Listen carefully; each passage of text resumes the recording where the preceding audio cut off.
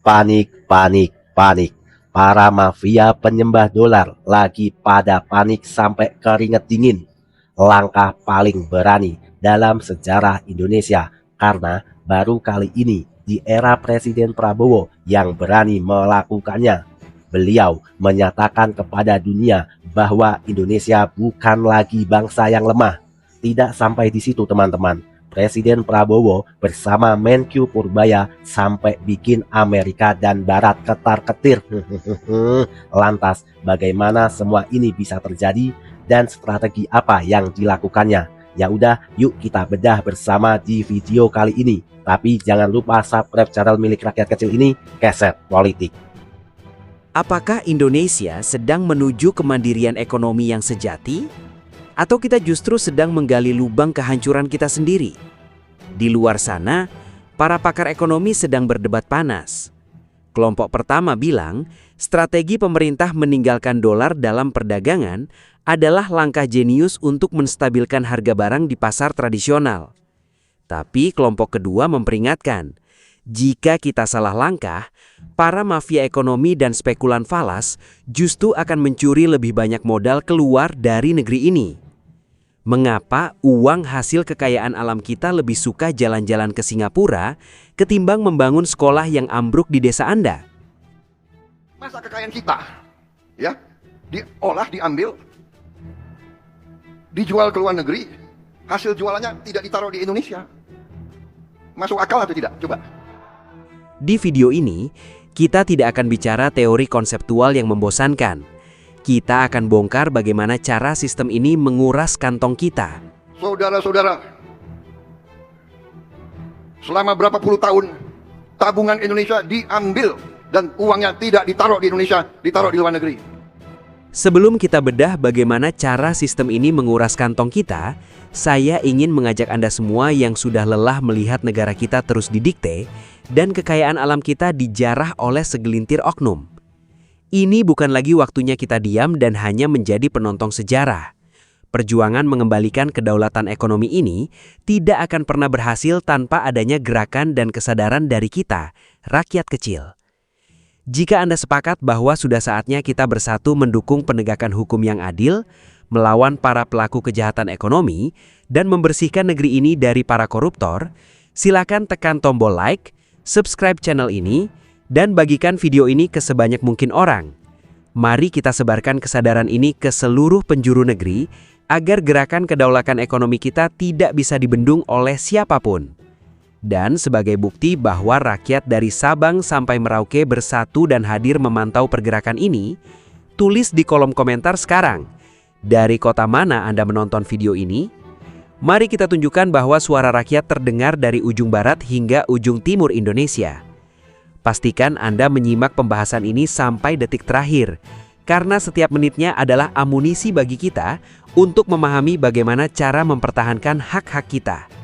Yuk, kita langsung masuk pembahasannya.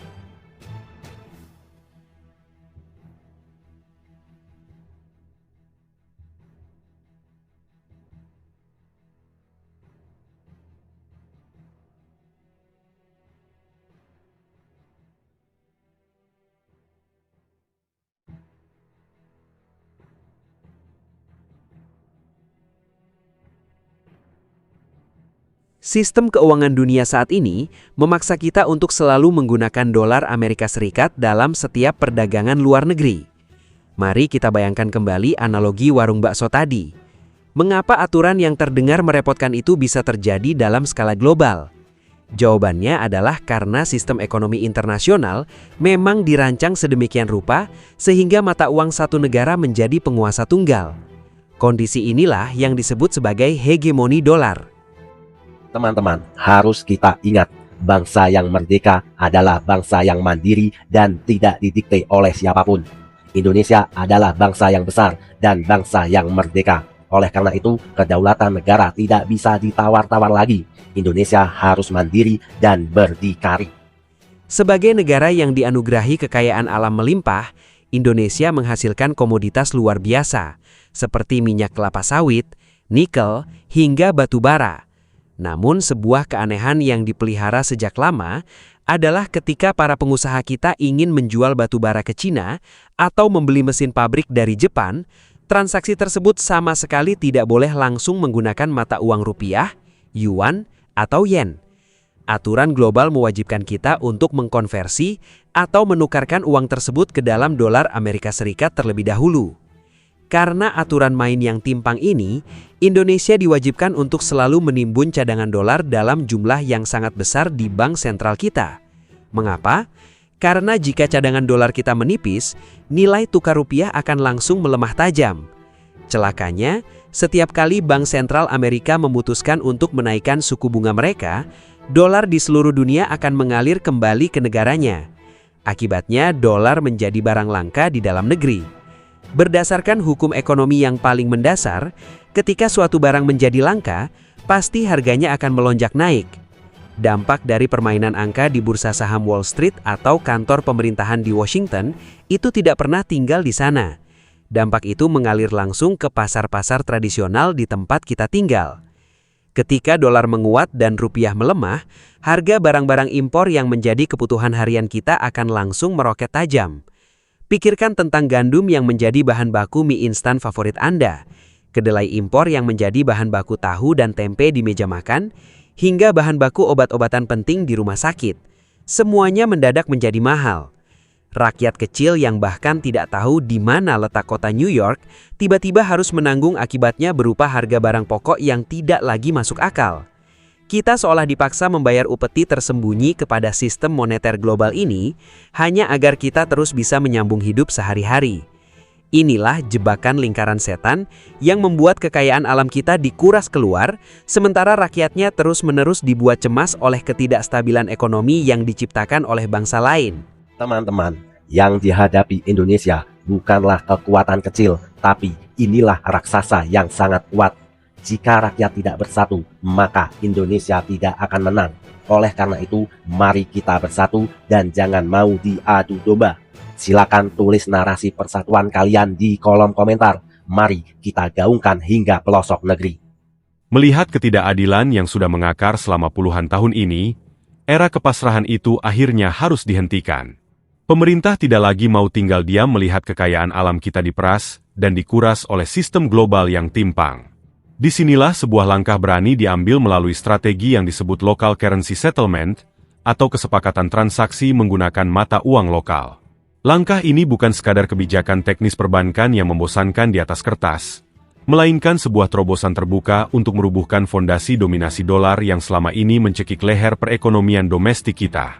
Melalui aturan baru yang revolusioner ini, pemerintah mengambil jalur kompas.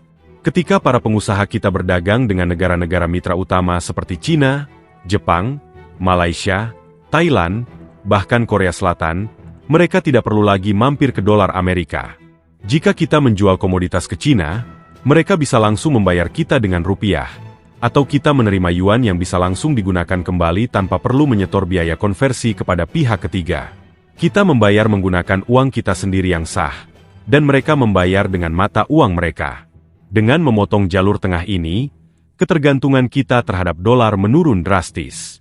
Berdasarkan hukum ekonomi yang paling mendasar, ketika permintaan terhadap suatu barang menurun, maka harga barang tersebut akan melemah.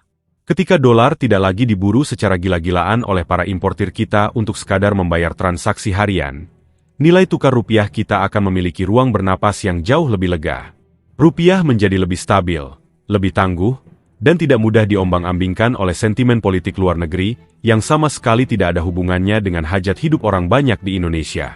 Namun, Anda harus tahu bahwa langkah berani ini langsung memicu guncangan hebat dan membuat sekelompok elit yang sangat berkuasa mendadak keringat dingin. Mereka adalah kelompok yang kita sebut sebagai mafia dolar dan antek-antek oligarki hitam. Ironisnya, mereka ini sebagian besar bukanlah orang asing yang tinggal di gedung-gedung pencakar langit di luar negeri.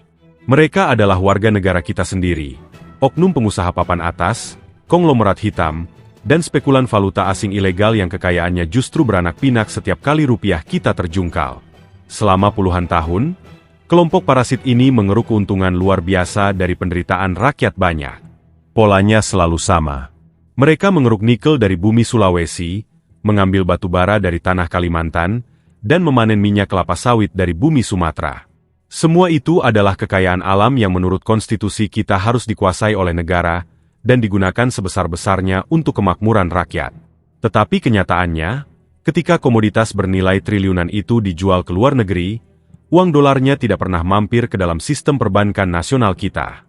Kelompok mafia ini dengan sengaja memarkir seluruh keuntungan tersebut di rekening-rekening rahasia di bank luar negeri, seperti di Singapura atau Swiss. Mengapa mereka melakukan itu? Karena ketika mereka menimbun dolar di luar negeri dan membiarkan rupiah di dalam negeri kelangkaan, nilai dolar akan naik. Begitu dolar naik, harta kekayaan mereka yang disimpan dalam bentuk valuta asing secara otomatis melipat ganda dalam semalam tanpa mereka harus bekerja keras, tanpa memeras keringat, dan tanpa harus membuka lapangan kerja baru untuk anak-anak bangsa. Sementara mereka merayakan kemenangan di atas tumpukan harta yang nilainya melonjak, rakyat kecil di akar rumput harus mengantre panjang demi membeli 1 liter beras, atau pusing 7 keliling memikirkan harga tangki bensin yang terus naik.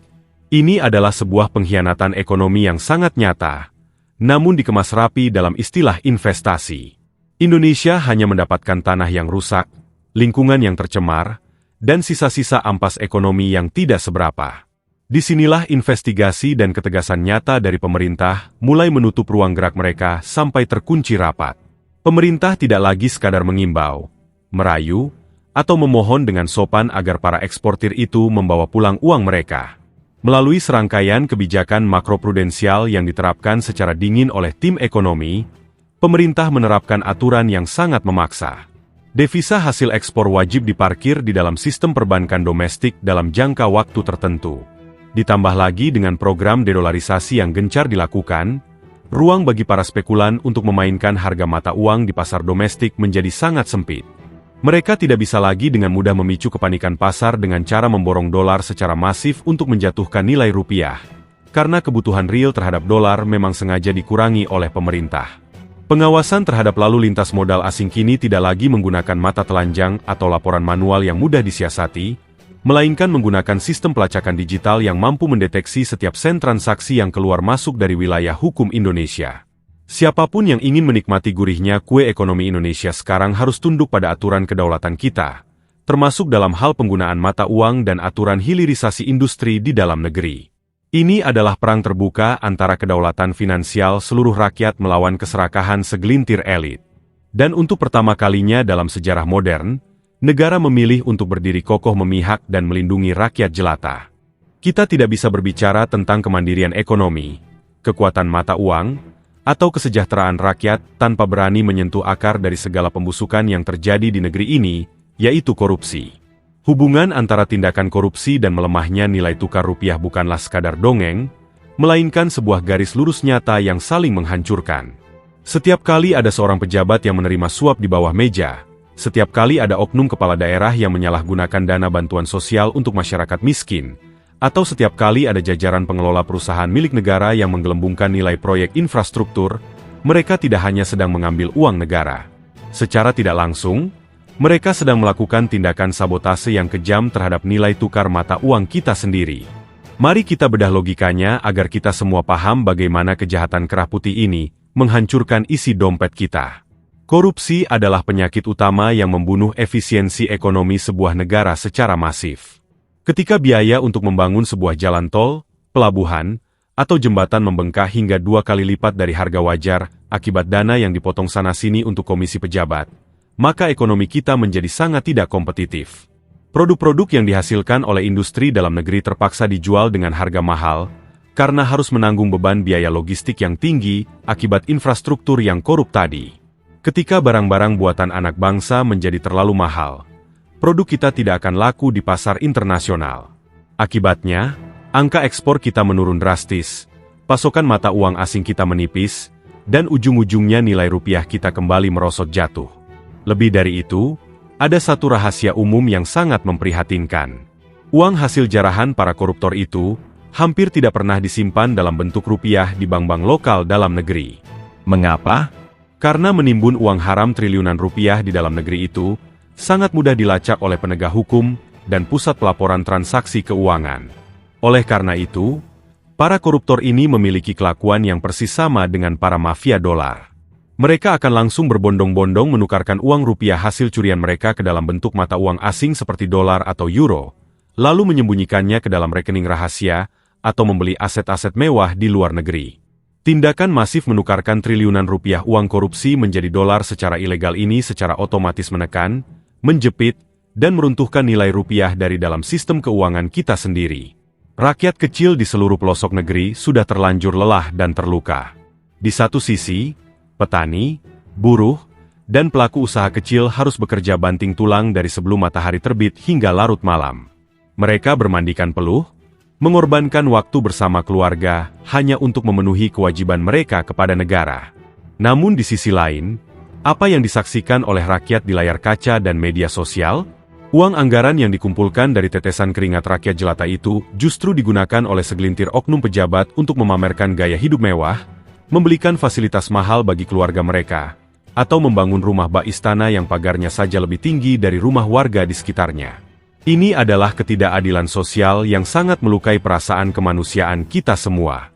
Para koruptor ini bertingkah laku layaknya raja-raja kecil yang serakah di atas tanah yang rakyatnya masih harus berjuang mati-matian hanya untuk bisa membeli kebutuhan pokok harian. Oleh karena itu, di bawah kepemimpinan yang tegas saat ini, strategi pemberantasan korupsi tidak lagi menggunakan cara-cara lama yang longgar. Strategi ini digeser ke arah yang paling ditakuti dan membuat lutut para penjahat kerah putih ini bergetar hebat, yaitu gerakan pemiskinan yang radikal melalui penyitaan seluruh aset hasil kejahatan. Selama ini, para koruptor tidak pernah takut dengan hukuman penjara yang biasa. Mereka tahu mereka bisa mencoba memanipulasi hukum atau membeli kenyamanan di dalam fasilitas tahanan. Namun, hal yang paling membuat mereka jera adalah ketika mereka keluar dan mendapati diri mereka tidak memiliki 1 sen pun uang yang tersisa. Ketika seluruh rumah mewah mereka disita, koleksi kendaraan mahal mereka dilelang untuk negara, dan seluruh rekening bank atas nama kerabat mereka dibekukan total karena terbukti mengalirkan uang haram hasil jarahan negara. Langkah tegas memiskinkan koruptor ini memiliki dampak positif yang sangat kuat bagi kesehatan anggaran negara dan stabilitas rupiah. Setiap triliun rupiah aset koruptor yang berhasil disita dan dikembalikan ke kas negara adalah amunisi segar bagi anggaran pendapatan dan belanja negara kita. Dengan kembalinya uang-uang yang sempat hilang tersebut, negara memiliki ruang modal yang jauh lebih sehat untuk membiayai program-program yang berpihak pada rakyat, seperti membangun sekolah, memperbaiki jalan rusak, dan menyubsidi pupuk petani, tanpa kita harus selalu menambah utang luar negeri yang baru. Ketika ketergantungan negara kita terhadap utang luar negeri menurun, sentimen negatif dari pasar internasional terhadap ekonomi Indonesia akan memudar dengan sendirinya. Investor-investor luar yang jujur akan melihat bahwa Indonesia bukan lagi tempat yang berisiko tinggi bagi kepastian hukum, melainkan sebuah negara yang bersih, efisien, dan memiliki regulasi yang jelas. Namun, satu hal yang harus kita tegaskan bersama secara jujur, gerakan memiskinkan koruptor ini harus dijalankan sepenuhnya di atas rel hukum dan konstitusi yang berlaku. Kita adalah bangsa yang beradab dan menjunjung tinggi hukum, bukan kelompok yang menyelesaikan masalah dengan tindakan main hakim sendiri di jalanan. Kita menuntut dengan lantang agar instrumen hukum negara bekerja dengan kekuatan penuh tanpa pandang bulu. Hukum tidak boleh lagi tajam ke bawah dan tumpul ke atas.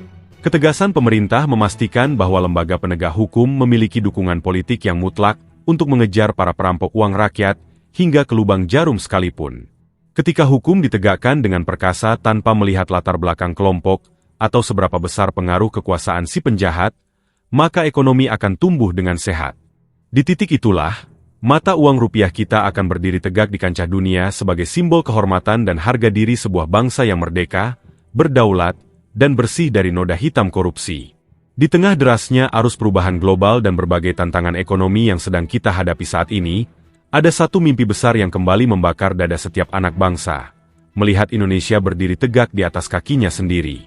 Harapan agar Indonesia bisa berdikari, berdiri di atas kaki sendiri, bukanlah sekadar slogan romantis masa lalu yang diucapkan saat upacara bendera.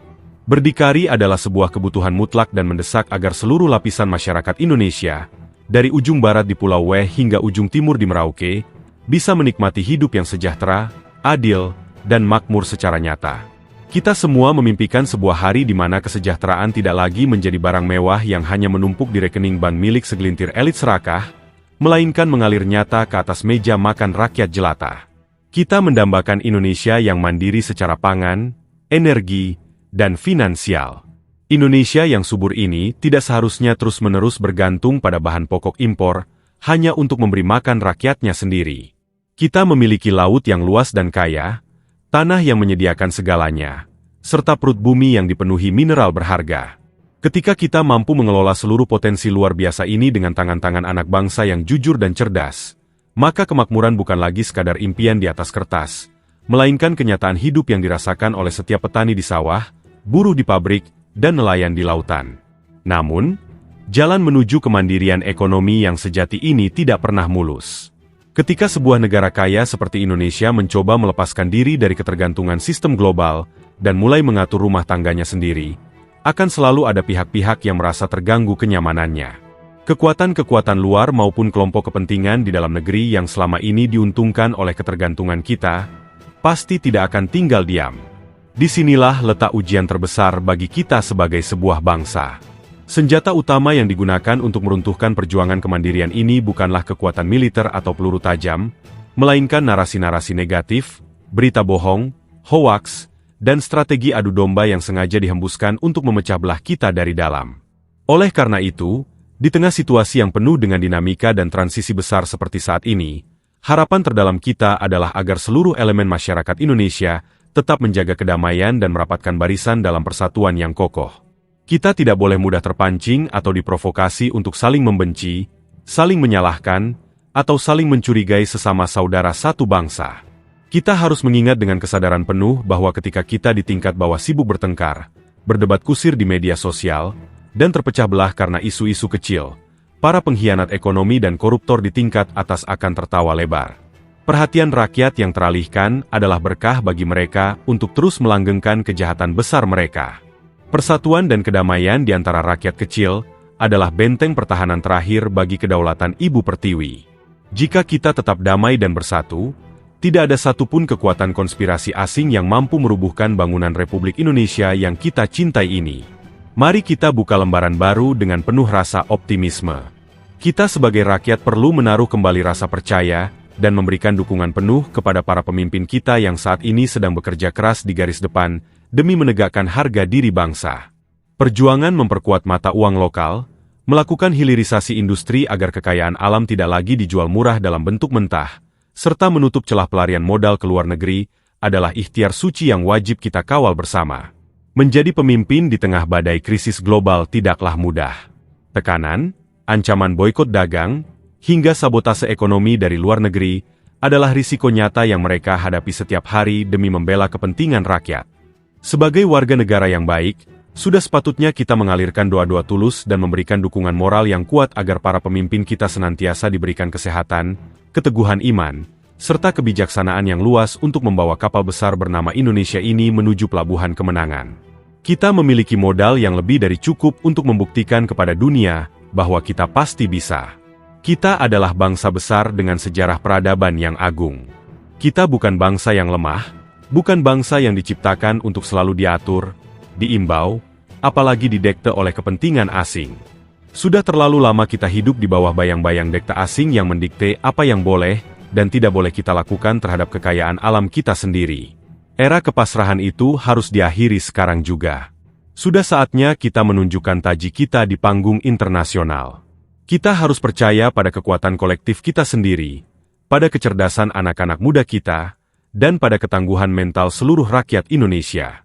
Semoga sukses besar senantiasa menyertai setiap langkah perjuangan ini, sehingga Indonesia mampu bangkit dan bertransformasi menjadi macan Asia yang sesungguhnya.